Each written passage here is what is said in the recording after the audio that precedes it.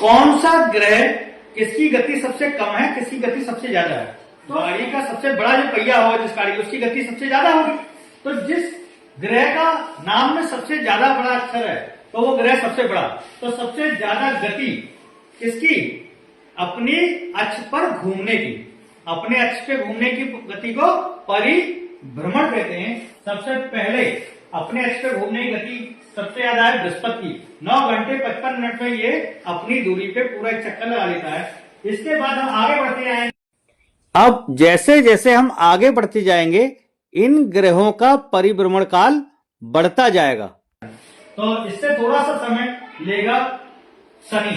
10 घंटे 47 मिनट में शनि अपनी अक्ष पे पूरी तरह एक चक्कर लगा लेता है। इससे थोड़ा छोटा है अरुण। 17 घंटे 14 मिनट में अरुण अपना एक परिभ्रमण अपने अक्ष पे पूरा कर लेता है। इसके बाद में वरुण अपने अक्ष पर 16 घंटे में एक चक्कर पूरा करता है। इसको याद करने का फिर से हमने देखा कि जब भी हम लास्ट में पहुंचते हैं, जब लौटते हैं तो कहां जाते हैं, अपनी पृथ्वी पे। तो वरुण से फिर से हम अपनी पृथ्वी पहुंचे। पृथ्वी अपनी दूरी पे घूमने में कितना समय लेती है, 24 घंटे। अब पृथ्वी के बाद फिर से हम मंगल की तरफ बढ़ेंगे तो मंगल अपनी दूरी पे घूमने में 24 घंटे 37 मिनट का समय लेता है। इसके बाद हम फिर से आएंगे, जब यहां हो गया मंगल के बाद फिर हम आए बुध पे। बुध अपनी दूरी पर चक्कर लगाने में 58.6 दिन का समय लेता है, जबकि सबसे ज्यादा समय शुक्र लेता है जो कि 243 दिन में वो अपनी दूरी पर पूरा एक चक्कर लगाता है।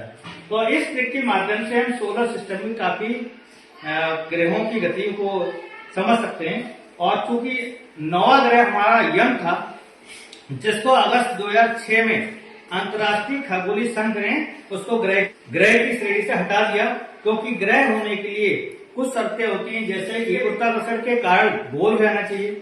दूसरा, वो किसी भी अन्य ग्रह की कक्षा का अतिक्रमण ना करे, जबकि यह पाया गया था कि कुछ समय के बाद वो वरुण की कक्षा को काट रहा था, इसलिए उसको यम को यानी कि प्लूटो को ग्रह की श्रेणी से हटा दिया गया। तो उम्मीद है आपको अभी सौर मंडल के बारे में इस ट्रिक के माध्यम से समझ में आएंगे। धन्यवाद।